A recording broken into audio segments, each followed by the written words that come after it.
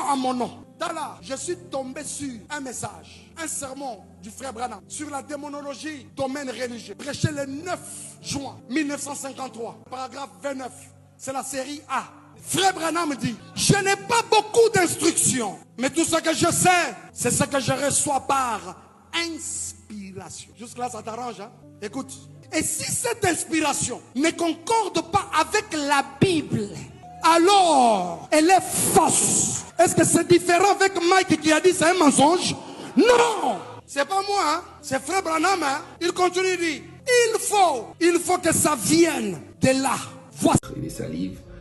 L'inspiration est plus forte que les écritures de notre cher pasteur Life.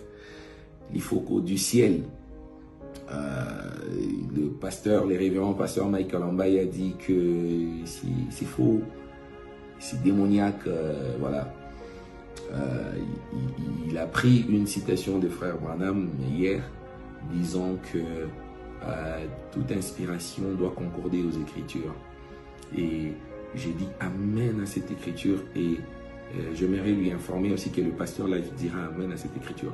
Mais prendre cette écriture et l'opposer à cette déclaration, l'inspiration est plus forte que les écritures, je trouve ça un peu déplacé, parce que l'inspiration est plus forte que les écritures.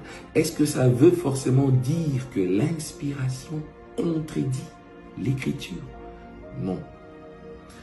Parce que l'auteur a bien dit que l'inspiration est plus forte que les écritures, veut dire que l'inspiration met la lumière sur les écritures.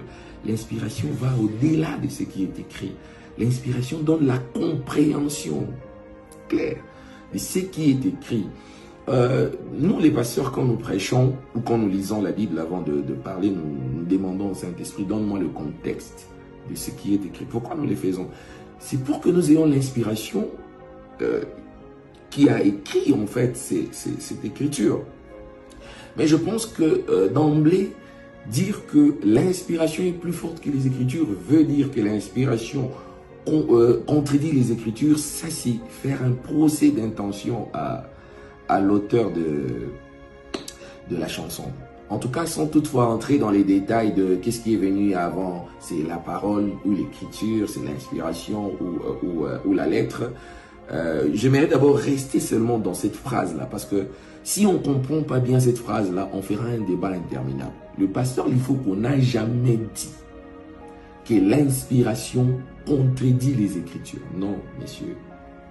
Il a plutôt dit que l'inspiration va au-delà des Écritures. C'est-à-dire, met la lumière sur les Écritures. Comme il est écrit que ta parole est une lampe à mes pieds, une lumière sur mon sentier. Vous voyez, donc la parole a précédé les Écritures. Parce qu'au commencement était la parole et avant le commencement était la pensée. Vous voyez, donc il faudrait que nous puissions comprendre que la parole c'est une pensée exprimée, et pour comprendre ce que dit la Sainte